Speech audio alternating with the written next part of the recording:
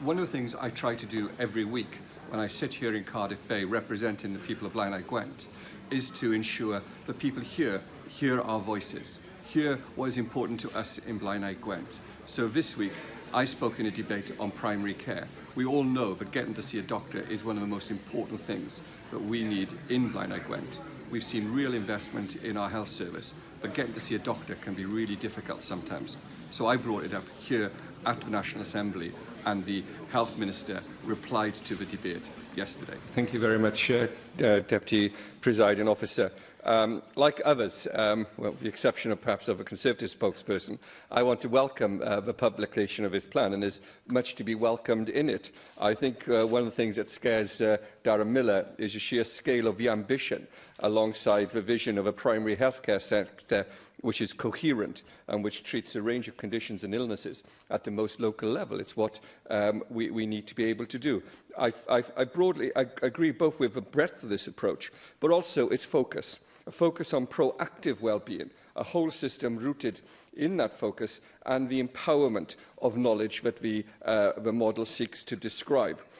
However, we need to deliver it, and the point that's just been made by my colleague, the member for Merthyr and Rumney, speaks about the time it's taken in order to deliver on this vision. And I believe that we do need to ensure that we are able to deliver this in a timely way.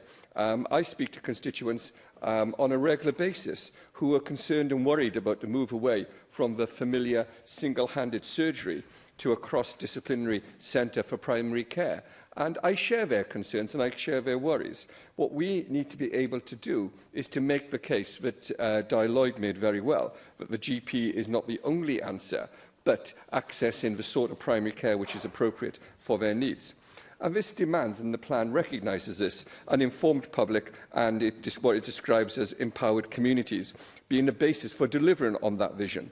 In fact, an informed public is described as critical to the success of the overarching vision. Well, I agree with this, but I would go further.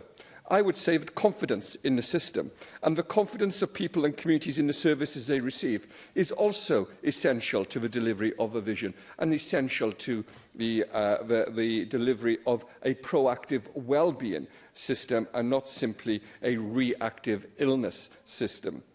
And all too often, we see a public that does not feel sufficiently informed and empowered to access these services easily, and a public that does not understand the changes being made and the reasons which lie behind those changes. This lack of understanding disempowers people and undermines confidence in the changes and the investments that are being made. Now, this is a time in Blaenau Gwent where we are seeing fantastic investment in our National Health Service. We've had the focus on the Grange University health system down in Cwmbran, and I fully support, and as the Minister knows, I think the changes will transform health in the South East region.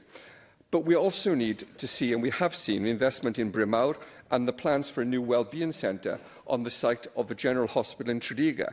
And I think it's absolutely fantastic to be discussing investing in 21st century care on the site of the old cottage hospital established by the Tredegar Medical Aid Society just over a century ago. In the same way as this became a model for the NHS, so this new model of care needs to come home to Tredegar. Bevan wanted to Tredegarise Britain. Now it's time for the people of Tredegar to have the same coherence and quality of care as we wanted to share with the people of Britain 70 years ago. But we have to have the confidence, Minister, that that investment will make the real difference and will lead to an increase in the quality of care. We know that in Bryn Mawr this has not been the case. We know that people, if they are unable to access the doctor, access an appointment with the primary care system, that they do not feel empowered, they feel disempowered, and they feel a lack of confidence in the system. And we need to ensure, it's many years, Dawn Bowden spoke about the number of health ministers that perhaps have passed in the time that the South Wales system has been under review. But I'm old enough to remember Sir Jeremy Beecham and citizen-centred services. I think it's time that we did actually begin to deliver these and not simply deliver the visions and the speeches. So we do need to ensure that we're able to do it. And the final point I'd like to make is this. It's about equality and access. We lost Julian Tudor Hart last year, and we lost his vision of the inverse care law. But I hope we haven't lost a focus on it. I'm concerned to ensure we understand that poverty is a determinant of health outcomes, and we also know it's a determinant of some of the health issues in any community. I also want to ensure that it drives spending, that it drives the investment that we see. I want to ensure and I want to understand that we do have the GPs, that we do have the health facilities in the communities that need them most. We need to have equality and access, and equality in terms of class and in terms of geography. And all too often, I don't believe we appreciate that. So I look forward to the modernisation of primary care. I fully support the government's vision and the vision which has been outlined by the Minister today. I hope what we'll see is the delivery of this vision and the building of confidence in the communities that we seek to serve. Thank you.